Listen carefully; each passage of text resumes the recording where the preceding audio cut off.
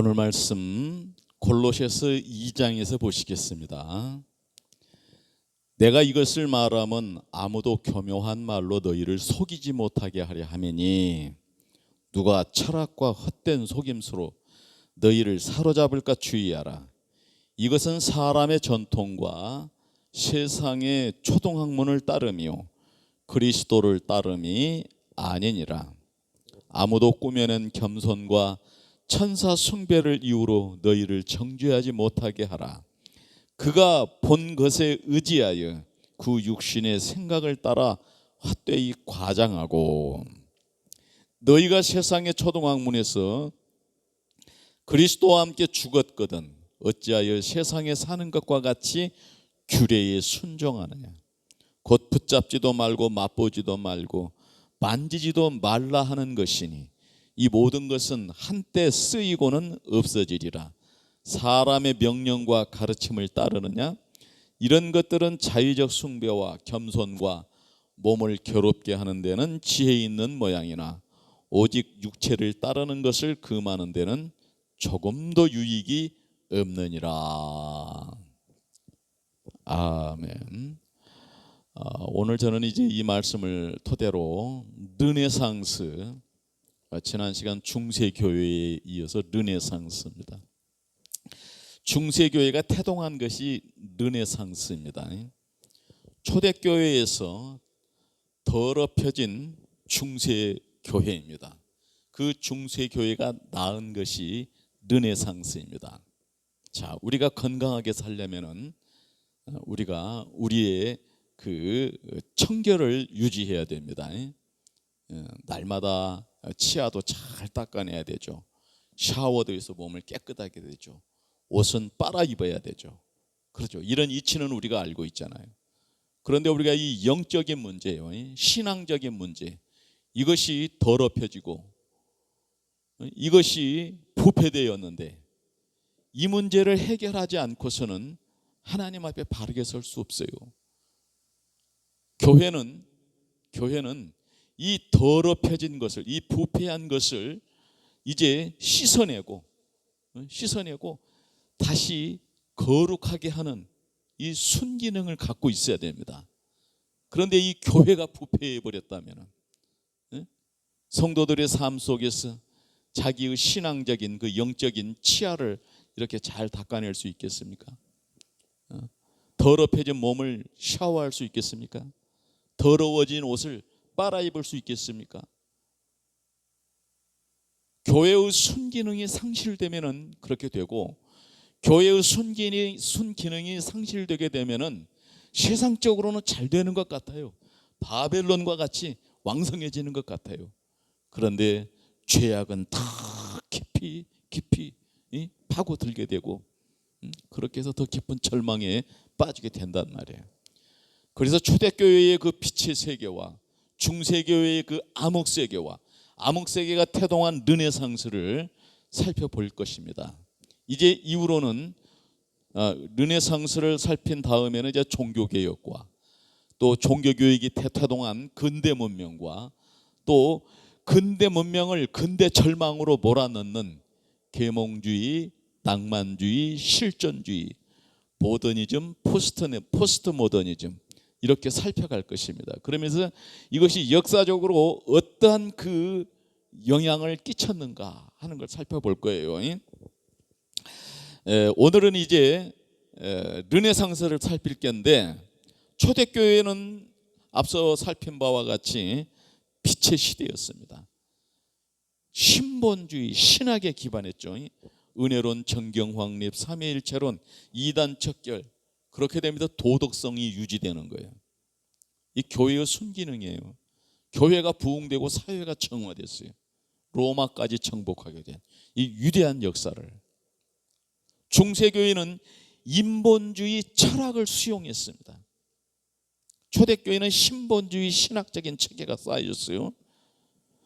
중세교회는 인본주의 철학을 수용하면서 은혜론이 아닌 선행구원론을 선택하죠. 정경을 확립한 것이 아니라 스콜라주의를, 이성과 신앙의 그 융합, 그리고 삼위일체 하나님이 아니라 동정녀를 숭배하게 하죠. 마리아를 숭배하게 하죠. 그리고 이단을 척결하는 것이 아니라 보편 논쟁이라고 하는 철학 논쟁에 빠져요. 그러면서 성경을 금지시켜 버립니다. 그러면서 미신과 신비주의에 빠지고 교황주의로, 교권을 강화시키면서 교황주의로. 그래서 교회가 평민의 부를 착취하는 그런 기관이 되어버린 거예요. 그러면서 사회는 더 타락하게 된 그 중세교회. 그 중세교회가 태동한 것이 뭐냐면은 르네상스예요. 르네상스는 이제 아외 인본주의를 강조하게 되죠. 고대 문화를 재발견했다고 그래요.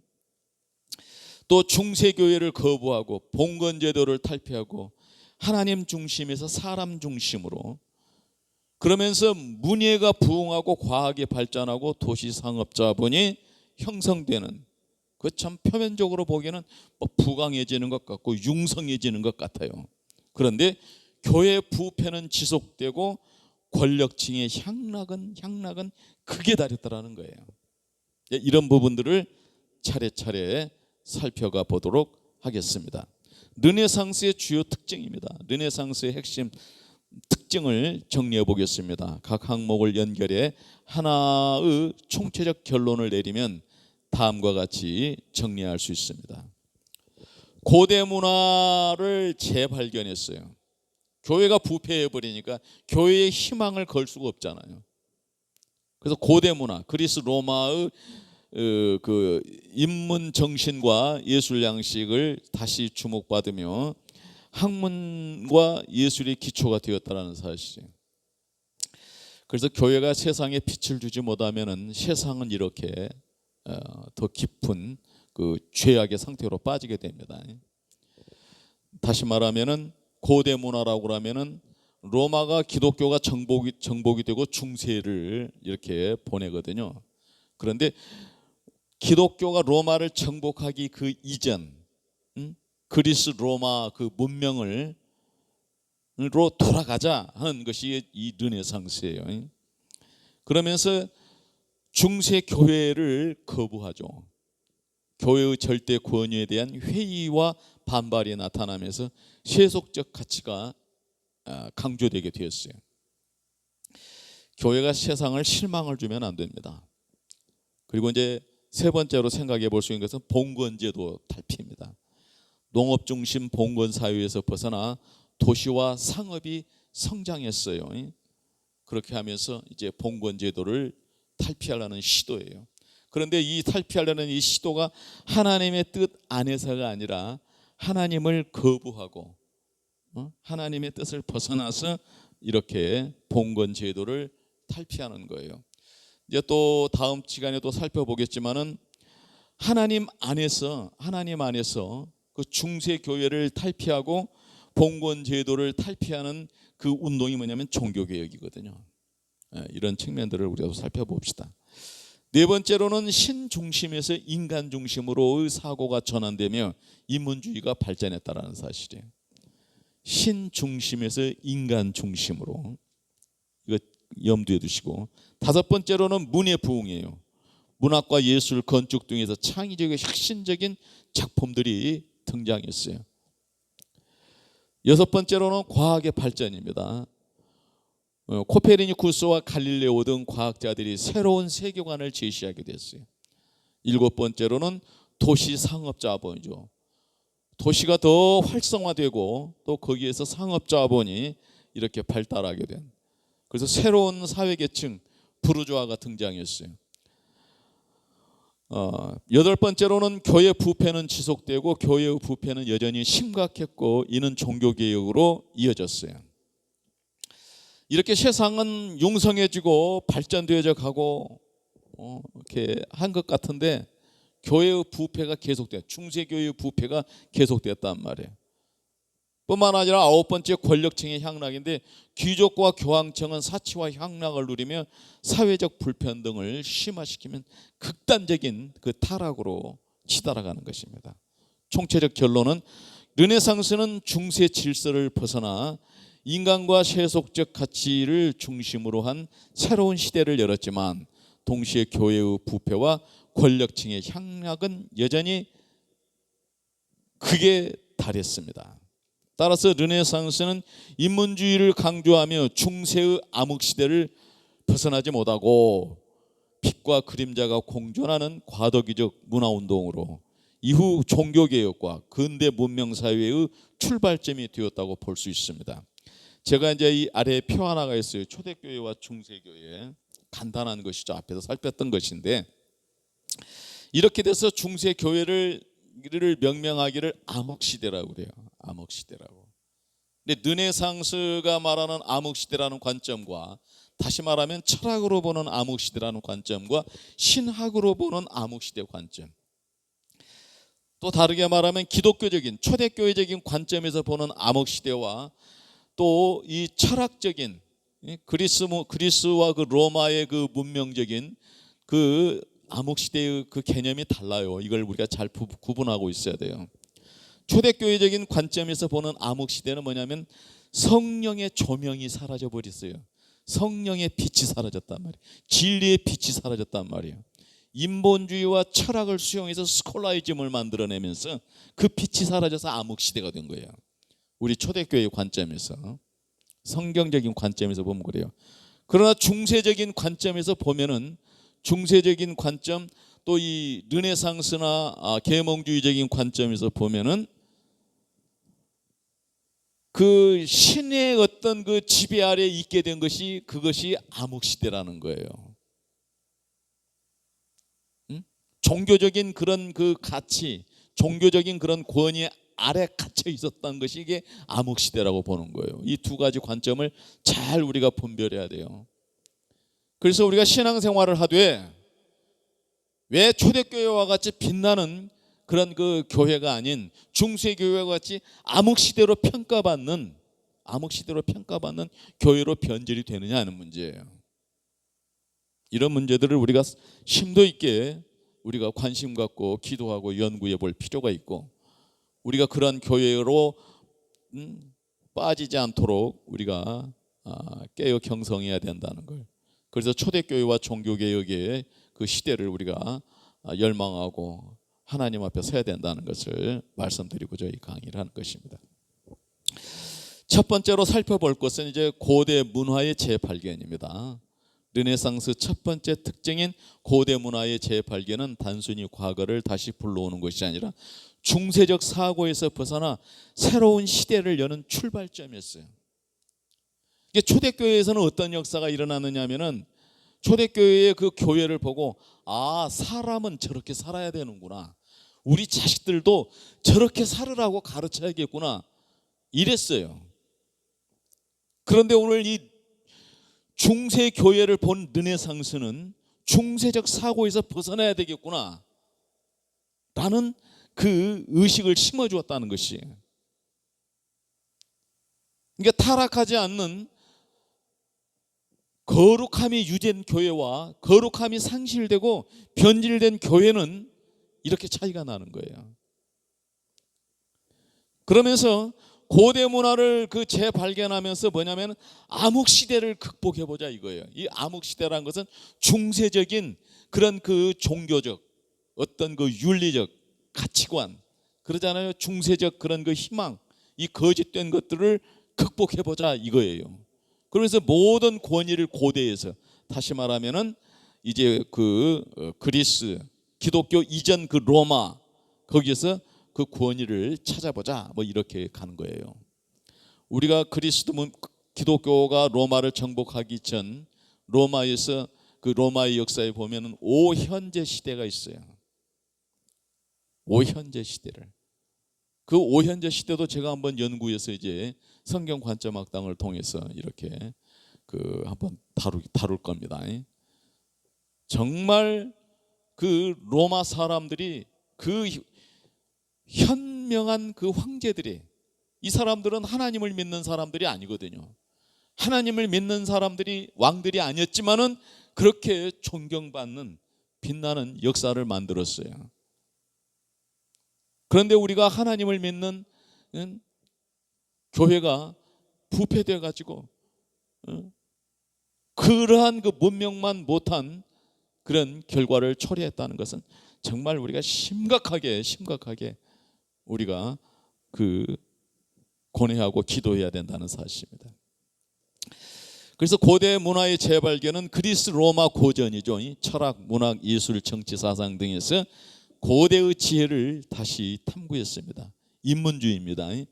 신 중심에서 인간 중심으로 옮겨진, 인간의 존엄성과 가치가 강조되고 신 중심에서 인간 중심으로 사고가 전환되었습니다. 또 하나는 원전 연구예요. 라틴, 그리스, 히브리어 학문이 발전하면서 성경과 고전 문헌을 직접 읽고 해석할 수 있게 되었다는 사실이에요. 그런데 이 원전 연구가 뭐냐면은 이슬람권에서 이것이 발견이 돼서 중세 교회에 들어오게 된 거예요. 정말 이런 것들은 우리가 반성해야 됩니다. 정말 우리 교회가 이런 것들은 반성해야 돼요. 또 하나는 예술적 부흥입니다. 미켈란젤로, 다빈치와 같은 예술가들이 고대 조각과 건축에서 영감을 받아 새로운 창작을 펼쳤어요. 이 르네상스 이전에는 모든 예술가들이 신적인 표현만 하게끔 고정되어 있어요. 이걸 가두었어요. 그런데 그 신적인 것만 표현한 것이 아니라 인적인 것들을 이렇게 표현하면서 예술 문학이 이렇게 발전되었다는 사실이에요. 그리고 또 하나는 살펴야 되는 것은 과학적 사고죠. 아리스토텔레스와 플라톤의 사상을 재해석하며 자연과 인간을 탐구하는 새로운 과학적 방법론이 발전했어요.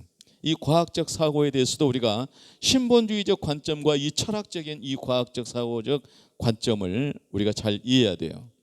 우리 신본주의적 관점에서는 이 과학이라는 것은 이 자연과학을 말하는 거거든요. 천하 만물은 하나님이 창조하신 세계예요. 그래서 신본주의 진영에서는 하나님이 창조하신 피조 세계를 더 알고 분석해서 삶을 윤택하게 하고 하나님을 영화롭게 하는 이러한 도구로서의 과학이에요. 그러나 이 르네상스에서 발전된 이 과학은 뭐냐면은 신을 제외한 과학이에요.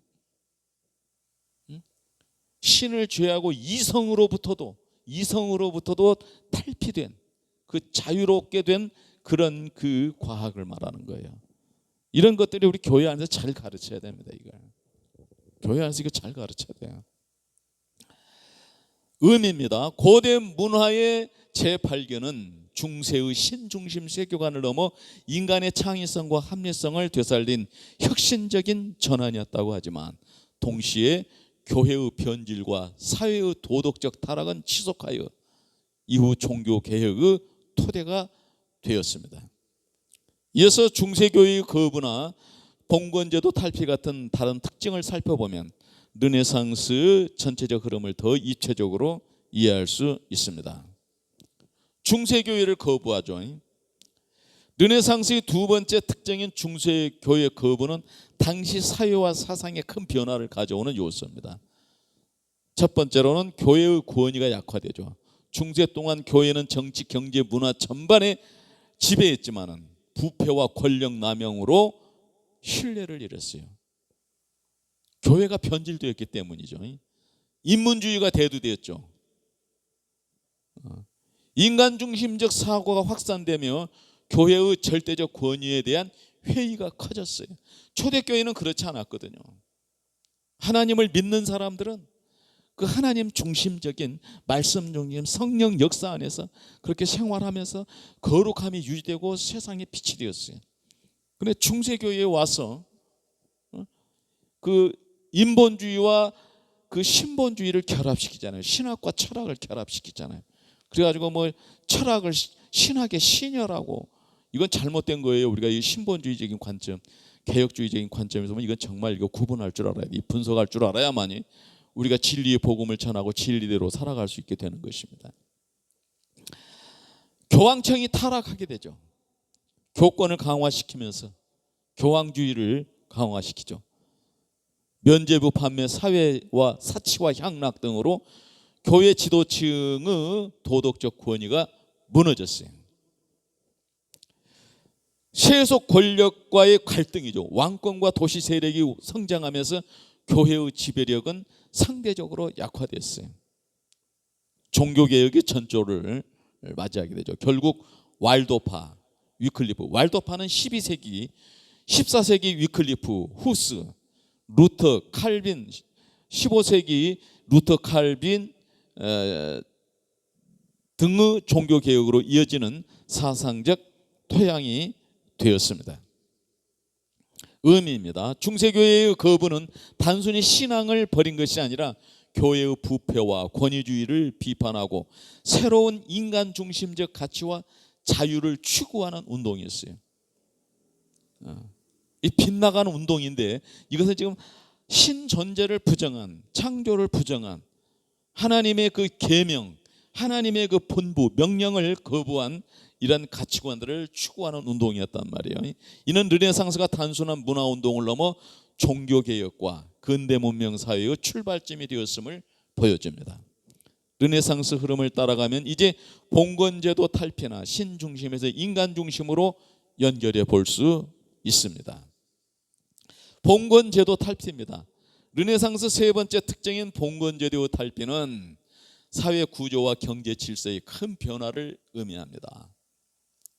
농업 중심 사회에서 도시 사회로 전환이 되는 그 과정이죠.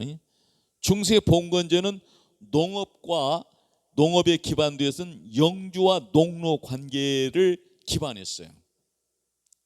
그래서 이제 이 황제는 영주들에게 땅을 이렇게 불화해 줘요. 그러면 영주들은 그 땅에서 농노들을, 농업 노예들을 이렇게 거느리면서 이렇게 권력이 유지된 그런 사회 제도였었단 말이에요. 근데 르네상스 시기에는 도시가 성장하는 거예요. 새로운 사회 질서가 형성이 되는 거예요. 그것은 이제 상업과 금융의 발달이죠. 무역과 은행업이 발전하면서 자본이 축적되고 상업 자본가 계층, 즉 부르주아가 등장했다는 사실이에요. 그래서 이제 우리가 이 부르주아의 옆에서 표를 내가 달았어요. 부르주아의 도덕성, 이게 상업 자본가의 도덕성. 이것이 뭐냐면은 하나님의 그 말씀과 계명 안에 있는 공평과 정의, 이 도덕성이에요. 이것이요. 이것이 있었느냐 하는 문제를 한번 우리가 생각을 해봐야 돼. 근데 르네상스에서 생겨된 상업 자본가들은 이 공평과 정의가 없었어.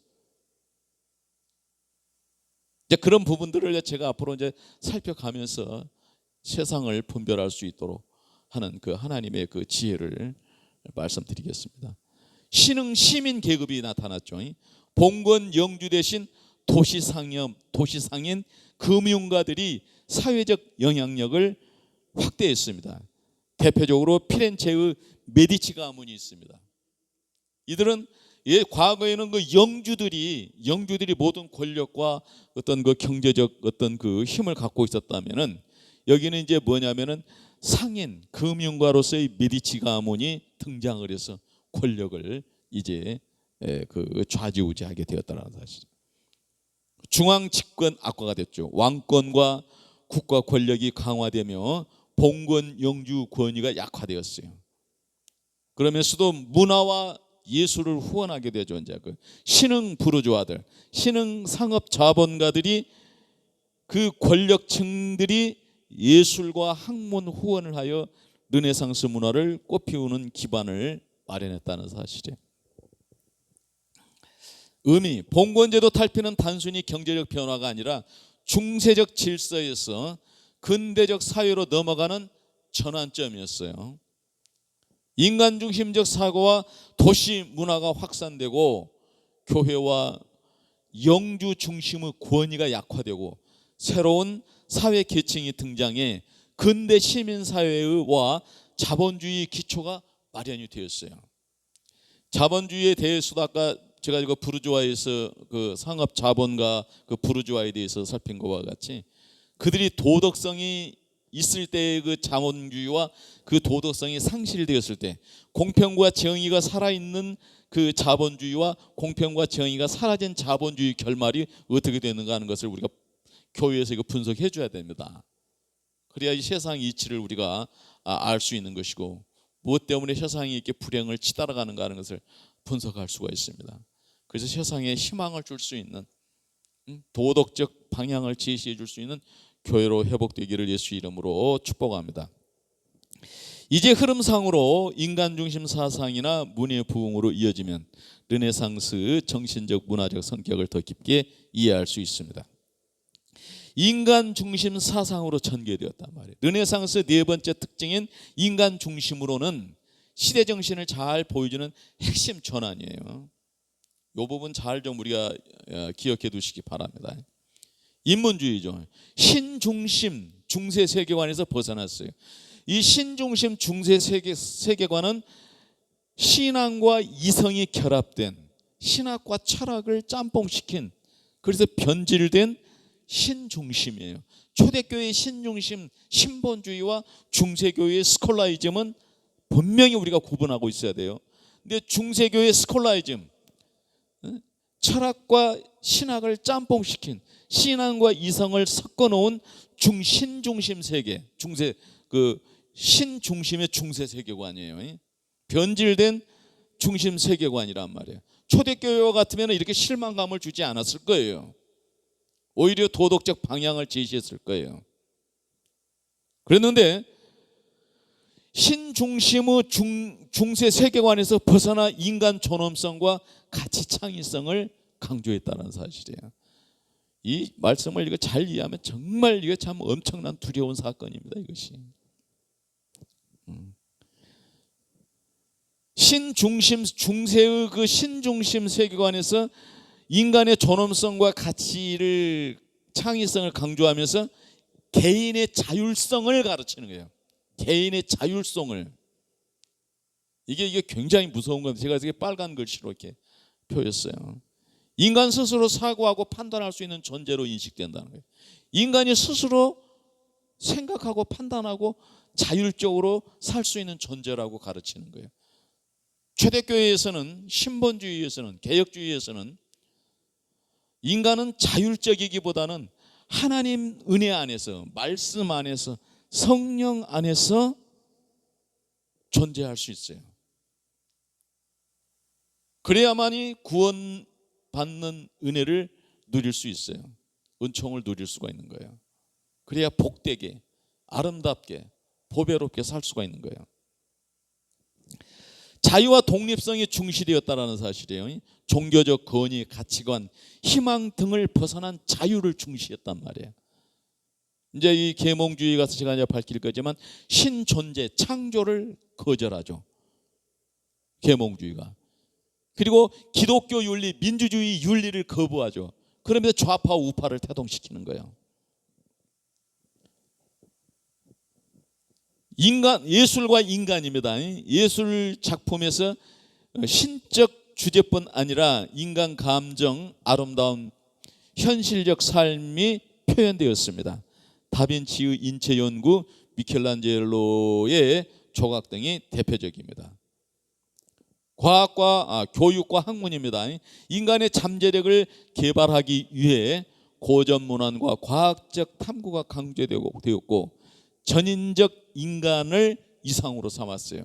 여기서 전인적 인간은 우리 기독교적인 관점에서 말하는 전인적 인간이라는 것은 예수 그리스도의 형상으로서의 전인적 인간을 말하는데, 여기서는 신을, 존재를, 창조를, 하나님의 계명을 거부한 전인적 존재예요. 전인적 인간이란 말이에요. 이 차이가 이렇게 있다는 것을 우리가 구분하면서, 종교적 긴장이죠. 인간 중심 사상은 교회의 권위와 긴장 관계를 형성했으며 이후 종교개혁으로 이어지는 사상적 배경이 되었어요. 제가 이 아래에 이제 표 하나가 있어요. 초대교회 시절의 기독교인과 중세교회 시대의 기독교인에 대해서. 초대교회는 하나님의 절대적 권위를 받들고 거기에 순종하는, 그 뜻에 따르는 기독교인이었다면, 중세교회에서는 하나님의 절대적 권위보다는 자기의 공덕을 쌓아서, 자기의 공로를 쫓아서 이렇게 은혜론이 아닌 선행 구원론, 행위를 앞세우고 공덕을 앞세웠어. 르네상스는 이제 신적인 존재를 벗어버린 르네상스입니다. 이것은 인간의 자유를 말하는 그 르네상스 사람들입니다. 이러한 개념들도 제가 또 세부적으로 한번 다루는 시간을 갖도록 하겠습니다. 의미입니다. 인간 중심은 르네상스를 단순한 문의 부흥이 아니라 근대 절망적 인간관의 탄생으로 만든 결정적 요소가 되었다. 여기서 근대 절망적 인간관이라고 하는 것은 근대 문명적 인간관이 있어요. 제네바 종교개혁에서 태동된 근대 문명이에요. 이 문명이라는 단어가 그때 최초로 생겨난 거예요. 그 위대한 문명이거든요. 그런데 그 근대를 절망으로 몰아넣는 인간관이 탄생하게 된 이것이 뭐냐면 이 르네상스에서 나타났고, 이 르네상스는 중세교회의 그 타락된 거기에서 뿌리를 두고 이렇게 됐다는 사실을 우리가 알아야 돼요. 이제 흐름상으로 문의 부흥이나 과학의 발전으로 이어지면 인간 중심 사상이 어떻게 예술과 학문 속에서 구체적으로 구현되는지를 살펴볼 수 있습니다. 다섯 번째로는 문의 부흥의 전개입니다. 르네상스 다섯 번째 등찍인 문의 부흥은 이 시대를 상징하는 가장 눈부신 성취예요. 고전 예술의 부활이죠. 그리스 로마 조각과 건축 양식이 다시 연구되고 모방되며 고전적 조화와 균형이 예술의 기준이 되었어요. 인간 중심 표현이죠. 신 중심 중세에서 벗어나 중세 예술에서 벗어나 인간의 감정, 아름다운 현실적 삶을 사실적으로 표현한 것이었어요. 원근법과 사실주의, 레오나르도 다빈치, 브루넬스키 등이 원근법을 발전시켜 공간과 인체를 사실적으로 묘사했어요. 후원자 계층이죠. 메디치 가문 같은 신흥 산업 자본가들이 예술을 후원하며 문화적 황금기를 열었습니다. 문화의 발전입니다. 단테, 페트라르카, 보카치오 등은 인간의 내면과 현실을 탐구하는 문학을 발전시켰습니다. 또 음악의 발전인데 음악은 다성음악이 발달하여 예술적 표현의 폭이 넓어졌다는 사실이, 그 이제는 단성 음악이었답니다. 르네상스에서 다성 음악이 발달되어서 그 예술적 표현의 폭이 넓어졌다는 것이에요. 의미, 문의 부흥은 단순한 예술적 성취가 아니라 인간의 창의성과 감각을 회복한 문화적 혁명이었습니다. 이는 르네상스가 단순히 과거를 모방한 것이 아니라 새로운 시대의 정신을 창조한 운동이라는 것을 말하고 있습니다. 여섯 번째로는 과학 발전의 주요 흐름입니다. 르네상스의 여섯 번째 특징인 과학의 발전은 세계관을 근본적으로 바꾸는 혁신이었어요. 코페르니쿠스의 지동설이죠. 태양 중심의 우주관을 제시하며 중세적 천동설이 뒤흔들렸어요. 갈릴레오의 관측이죠. 망원경을 이용해서 천체를 관찰하고 지동설을 뒷받침하는 베사리우스의 해부학입니다. 인체 해부를 통해 의학적 지식을 혁신적으로 발전시켰어요. 수학과 물리학입니다. 원근법, 기하학, 역학 연구가 예술과 과학을 동시에 발전시켰습니다. 기술의 혁신입니다. 인쇄술의 발명으로 지식이 빠르게 확산되며 과학적 사고가 사회 전반에 퍼졌습니다. 의미입니다. 르네상스의 과학적 발전은 단순한 발견이 아니라 세계관의 전환이었습니다. 신중심의 우주관에서 벗어나 자연과 인간을 합리적으로 탐구하는 사고가 자리 잡았고, 이는 근대 과학 혁명의 직접적 토대가 되었습니다. 일곱 번째로는 도시 상업 자본의 성장입니다. 르네상스의 일곱 번째 특징인 도시 상업 자본은 사회 경제 구조 변화를 보여주는 중요한 요소입니다. 도시의 발달입니다. 봉건 농업 중심 사회에서 벗어나 피렌체, 베네치아, 밀라노 같은 도시가 경제 문화 중심지로 성장했습니다. 상업과 무역입니다. 지중해 무역, 동방 교역, 신항로 개척으로 국제 상업이 활발해졌어요. 금융과 은행업입니다. 메디치 가문은 은행가들이 자본을 축적하여 정치, 문화 후원자로 부상하게 되었어요. 부르주아 계층, 아까 상업 자본 계층입니다. 신흥 상업 자본가들이 사회적 영향력을 확대하며 봉건 영주 대신 새로운 권력층으로 자리를 잡았어요. 문화 후원입니다. 상업 자본가들이 예술 학문을 후원하여 르네상스 문예 부흥을 가능하게 했다 하는 사실입니다. 의미, 도시 상업 자본의 성장은 르네상스를 단순한 문화 운동이 아니라 사회 경제적 혁신으로 만든 핵심 동력이었습니다. 봉건제 붕괴와 함께 근대 자본주의 기초가 마련되었고, 신흥 계층의 후원으로 예술과 과학이 발달하며 르네상스의 황금기가 열렸습니다. 이제 흐름상으로 교회의 부패와 긴장관계를 살펴보면 도시 상업자본과 성장과 교회의 권위 약화가 어떻게 맞물려 종교개혁으로 이어졌는지 이해할 수 있습니다. 교회 부패의 지속입니다. 중세가 변질되고 교회가 부패했거든요. 그런데 교회가 그 변질과 그 부패된 상태가 지속되었다는 사실이에요. 르네상스의 8번째 특징인 교회 부패의 지속은 당시 사회와 신앙의 긴장을 보여주는 중요한 요소예요. 이 원인을 제공한 것이 은혜론이 아닌 선행구원론이었어요. 하나님의 주권을 강화시키는 것이 아니라 교권을 강화시키는 거예요. 그리고 교황주의를 만드는 것이, 그리고 성경을 금지시켰어요. 그리고 교회가 착취를 하는 거예요. 이 교회가 이 부패가 되는 것이 지속되는 그 원인이 이거 핵심입니다. 면죄부를 판매하죠. 도덕성이 그냥 간고도 없어져 버렸죠. 교회의 재정 확보를 위해 면죄부를 남발하며 신앙을 상업화했어요. 오늘날 우리 현실 우리 교회도, 우리 지금 한국 교회도, 교회가 무슨 이렇게 비즈니스적인 그런 한 집단으로 한 목회자가 그냥 샤만처럼 그렇게 하면서 자기 어떤 권력과 그 부를 쟁취하는, 교회를 갖다가 그냥 화려하게 하고 이렇게 키워가는 것으로 이렇게 매몰되잖아요.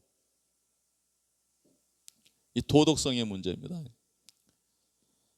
교황청의 사치죠. 교황과 성직자들은 화려한 건축과 향락에 몰두하며 도덕적 권위를 잃어버렸어요. 성직 매매입니다. 교회 직위가 돈으로 거래되며 영적 지도력이 약화되었어요. 신앙의 형식화입니다. 신앙은 내적 경건보다 외적 의식과 권위 유지에 치중했습니다. 제가 이제 그 예배에 대해서 살피면서 초대교회 예배와 중세교회 예배거든요. 초대교회 예배는 교회 공동체가 모여서 드리는 예배가 있고, 개인들이 일상생활로 드리는 예배가 같이 이렇게 유기적으로 연관이 되어 있어요. 그런데 중세의 예배는 성당 안에 와서 그 미사에 참여하는 것을 예배로 보는 거예요. 일상은 속된 것으로 구분을 해버렸잖아요. 성속을 그렇게 왜곡된 그 이분화 시켜버리는, 그러죠. 신앙이 그렇게 내적 경건보다 외적 의식과 권위를 치중했어요. 그러다 보니까 신앙의 내면보다도 교회에다가 뭘 바쳤느냐 이런 걸 가지고 평가가 되어버리는 것이에요. 오늘날도 우리 교회 안에서 이런 부분들 잘 그렇게 좀 진단할 수 있게 바라면서 이런 것들을 이렇게 정리합니다. 종교개혁의 배경입니다. 이러한 부패는 루터, 칼빈 등 개혁자들이 교회의 본질을 회복하려는 운동을 촉발했어요. 그런데 이제 우리가 여기서 한 가지 생각할 것은 뭐냐면은 이 신본주의적인 그 맥이 신본주의의 그 신학의 이 맥이 12세기 종교개혁이 일어나는 16세기가 아니라 12세기에 그 왈도파 종교개혁이 일어나기 400년에 앞서 왈도파의 자료들이 있어요. 신본주의 교황권의 그런 것들이 그 교회가 잘못되고 교황주의가 잘못됐다는 것을 비판하고 칠성례가 잘못됐다는 걸 비판했던 이 왈도파가 있어요. 14세기에는 영국의 위클리프죠. 왈도파는 프랑스에서 있었던 그 왈도파고 14세기에는 영국의 위클리프의 그 자료들이 남아 있어요. 그리고 또 그 체코의 그 얀 후스죠. 후스의 그 기록들이 남아 있어요. 이런 그 신본주의 명맥들이 이어져 오다가 종교개혁 시대의 그 인쇄술이 발달되면서 그냥 극대화되는 이런 그 폭발적인 그 운동으로 이렇게 촉발되었다는 사실입니다. 의미입니다.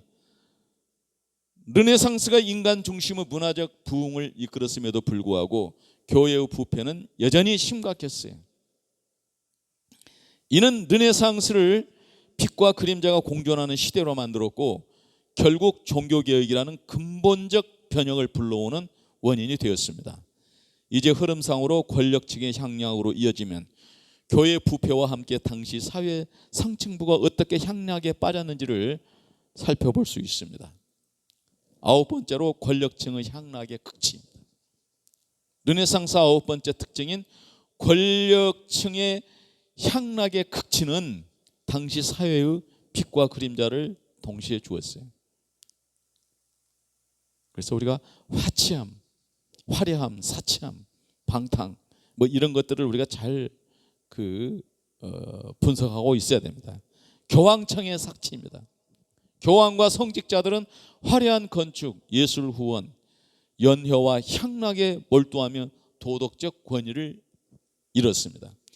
여러 가지 자료들이 많이 있고 공부하기가 참 어려울 거예요. 그러니까 그 벌거벗은 세계사 같은 것을 한번 봐봐요. 그 벌거벗은 세계사라는 것을 통해서 그 초대교회와 중세교회의 그 차이점, 그렇게 변화되는 이 과정들, 뭐 이런 것들이 아주 그냥 선명하게 잘 만들어 놨더라고요. 귀족과 상류층의 삭치예요. 신흥 상업 자본가와 귀족들은 부를 과시하기 위해 호화로운 궁전과 예술품을 소비했어요. 문화 후원과 모순이죠. 메디치 가문과 같은 권력층은 예술과 학문을 후원하여 르네상스를 꽃피웠지만 동시에 향락과 권력 다툼에 깊이 빠져 있었어요. 이런 것들을 우리가 분석하고 분별해 볼 수 있어야 돼요. 그래서 종교개혁의 교육의 목적이 뭐였냐면 지식 수준을 높여서 성경 이해도를 높여서 사회와 국가를 위해 헌신하는 인재들을 양성해내는 거예요. 이 도덕적, 신본주의적 도덕성에 기반된 인재 양성이에요. 신본주의 도덕성이 상실된, 공평과 정의가 상실된 지도자는 말아먹습니다. 말아먹어. 현재 지금 우리 한국 사회의 지금 정치를 보면은 알 수 있어요. 말아먹습니다. 사회적 불평등입니다. 권력층의 사치와 향락은 일반 시민과 농민의 삶과 극명한 대조를 이루며 사회적 긴장을 심화시켰어요. 종교개혁을 촉발시켰죠. 교회와 권력층의 향락은 신앙적 위기를 낳아 결국 종교개혁의 불씨가 되었습니다.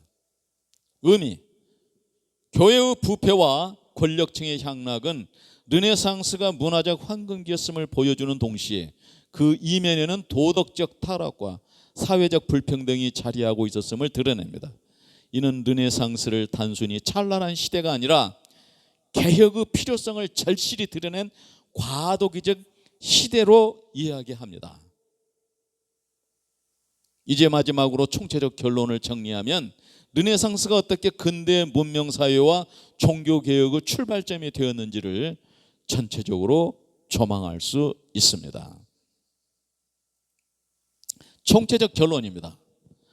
르네상스의 총체적 결론을 정리하면 이 시대는 단순한 문화적 부흥을 넘어 중세에서 근대로 넘어가는, 근대 문명으로 넘어가는 전환점이었습니다. 첫 번째로 고대 문화의 재발견이 있고 중세교회를 거부하는 것이 있었죠. 봉건제도를 탈피하고 인간 중심 사상이 발전되었죠. 문예가 부흥되었습니다. 과학도 발전했습니다. 도시 상업 자본도 형성됐습니다. 그런데 교회 부패는 지속되었고 권력층의 향락은 크게 달하게 되었다는 사실이에요. 종합적인 의미입니다. 르네상스는 빛과 그림자가 공존하는 시대였습니다. 한편으로는 신 중심에서 인간 중심 사고, 예술과 과학의 발전, 도시 자본의 성장, 근대의 그 기초를 마련했고, 다른 한편으로는 교회 부패의 지속, 권력층의 향락이 극에 달함으로써 종교개혁과 사회 변혁의 필요성을 드러냈습니다.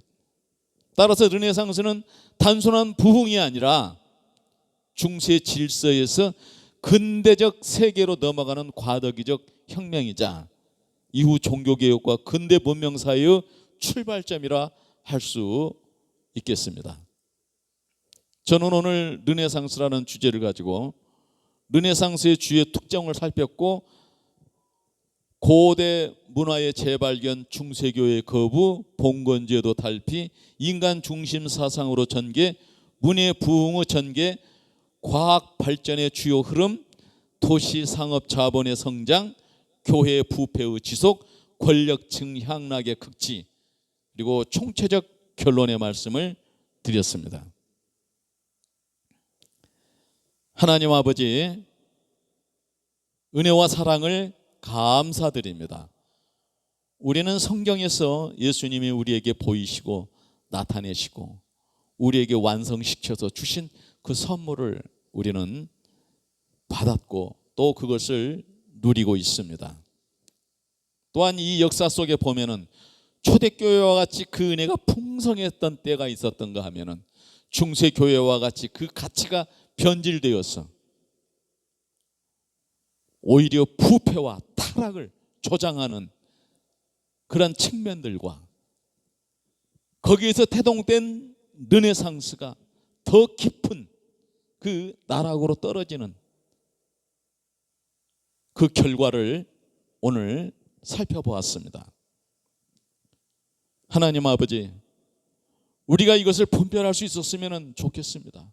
이것을 분별치 못하고 우리가 하나님께 예배자라고 할 수 없습니다. 이것을 분별하지 못한다면 우리의 예배가 오염됩니다. 우리의 일상까지 하나님 앞에 드려지는 이 보배로운 예배가, 이 거룩한 예배가 오염되게 되어 있습니다. 우리가 분별해야 됩니다. 분별하지 않고서는 우리가 거룩함 유지할 수 없습니다. 하나님 아버지, 우리가 초대교회와 중세교회를 살피면서 르네상스까지를 살피면서 얻었던 분별력을 가지고 오늘 성도 개인과 교회들이 회복되기를 원합니다. 다음에 종교개혁에 관해서 우리가 또 살피고 나눌 터인데, 어떻게 종교개혁이 초대교회의 그 신본주의적 그 신학적 토대의 그 도덕성으로 회복되어져서 빛으로 드러났는가를 우리가 알게 하여 주시고, 그로 인해서 태동된 근대 문명이 얼마나 보배로운 가치였는가를 알게 하여 주시며, 그 근대를 다시 절망으로 몰아넣는 이 인본주의 사상이, 이 철학의 사조가 얼마나 인류를 불행하게 하고 있는가를 우리가 분명하고 선명하게 알 수 있도록 주 성령님 인도하여 주시기를 원합니다. 그래서 종교개혁 시대의 그 기치와 같이 지식 수준을 높여서 성경 이해도가 높아져서 사회와 국가를 위해서 헌신하는 인재들이 하나님 도처에서 일어날 수 있도록 주 성령님 역사하여 주시옵소서. 믿고 감사하오며 예수님 이름으로 기도드리옵나이다. 아멘.